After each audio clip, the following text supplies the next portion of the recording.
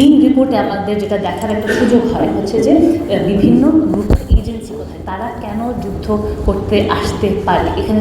কিন্তু এখানে সমস্যাটা কোথায়? সমস্যাটা হচ্ছে যে এটা দেখে মনে হতে পারে যে কোনো কারণ ছাড়াই হঠাৎ করে সংঘর্ষ চলে আসছে, কোনো হঠাৎ করেই এখানে মানুষজন মারামারি করছে, কাটাকাটি করছে, কারণ এখানে এতখানি এমফেসিস দেওয়া হচ্ছে এই মারামারি কাটাকাটির উপর, যে এখন এগুলো কেন হচ্ছে সেটা আমাদের বোঝাটা দরকার। যে এখানে যে বিভিন্ন গ্রুপ আছে, আরসা, আরএসও, এরা যে আছে এখানে, তাদের ডিমান্ডগুলো কী, ওরা কেন আছে, ওরা কী চাচ্ছে, ওরা নিজেদের মধ্যে মারামারি করছে কেন? যেখানে ওরা দুজনই বলছে যে তারা রোহিঙ্গাদের স্বাধীনতা চায়, তারা চায় মায়ানমারে এক ধরনের পলিটিক্যাল চেঞ্জ আসুক, যেখানে রোহিঙ্গাদের আবার ঘরে ফিরে যাওয়ার একটা সুযোগ থাকবে। সেই সুযোগটা যদি ওরা দুজনই চায়, ওরা দুজন একসাথে কাজ না করে তারা কেন সাংঘর্ষিকভাবে কাজটা করছে, এই জিনিসটা আমাদের জানাটা প্রয়োজন। ওরা যখন এই সংঘর্ষের মধ্যে থাকে, আমরা যে এই ম্যাপটা আমি যেটা দেখাচ্ছিলাম, ম্যাপটা হচ্ছে কি যে আমরা দেখছি যে ওরা বেসিক্যালি ক্যাম্পের পুরো জায়গাটা একদিকটা আরসা নিয়ে নিয়েছে, একদিকটা আরএসও নিয়ে নিয়েছে, মধ্যেখানে জায়গাটা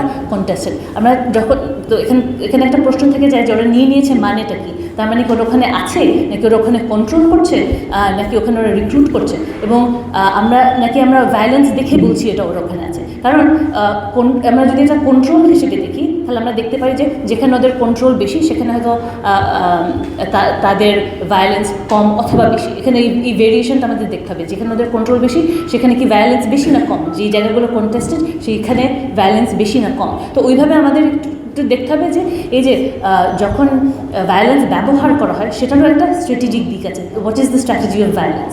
এই জিনিসটা দেখা আমরা যদি বোঝার চেষ্টা করি যে এখানকার সার্বিক অবস্থাটা কেমন, এবং এখানে আমাদের দেখতে হবে যে ওদের স্ট্র্যাটেজিক ইন্টারেস্টগুলো কোথায়, ওরা কাদের সাথে অ্যালাই করতে চায়, ওরা বাংলাদেশি সরকারের সাথে করতে চায়, বাংলাদেশের রোলটা এখানে কী, বাংলাদেশ কী চায়, তারাও এখানে এসে একটা রোল রাখুক।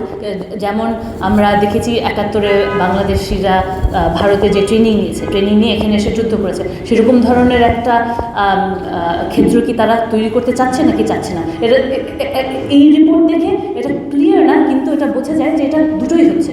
একদিকে তারা এদেরকে এই সিকিউরিটাইজেশন থিওরির অংশ হিসেবে, ওরা সিকিউরিটাইজেশন থিওরিটা কি, এটা হচ্ছে কি যে আমরা সব ইস্যুকে বা যে কোনো ইস্যুকে আমরা যেটা চাই, যেটাতে আমরা ফোর্স ব্যবহার করতে চাই, যেখানে আমরা আরেকটু সাংঘর্ষিক হতে চাই, সেটাকে আমরা সিকিউরিটি থ্রেট বলে ওটার উপরে আরও অত্যাচার করতে পারি বা নিপীড়ন করতে পারি। তো ওই জিনিসটা হচ্ছে কি না, যে আমরা রোহিঙ্গাদেরকে একটা প্রবলেম সাজিয়ে, একটা সিকিউরিটি থ্রেট সাজিয়ে আমরা তাদেরকে টেররিস্ট বানিয়ে আমরা তাদের উপরে হামলা করছি কিনা, এইটা হচ্ছে কি একটা রিস্ক চলে আসে। কারণ আমরা যদি হিউম্যান রাইটসের কথাই বলি, প্রিক্যারিটির কথাই বলি, তাহলে তো এই জিনিসটা আমাদের মাথায় রাখতে হবে। তো একদিকে হচ্ছে কি ওদেরকে নিয়ে কথা বলা যায়নি, এখানে যে মিলিটারাইজেশন হচ্ছে, কিন্তু উল্টা দিকে কিন্তু এই জিনিসটাও যে তাদেরকেও এক ধরনের ভালনারেবিলিটির দিকে ঠেলে দেওয়া, এই মনে হয়।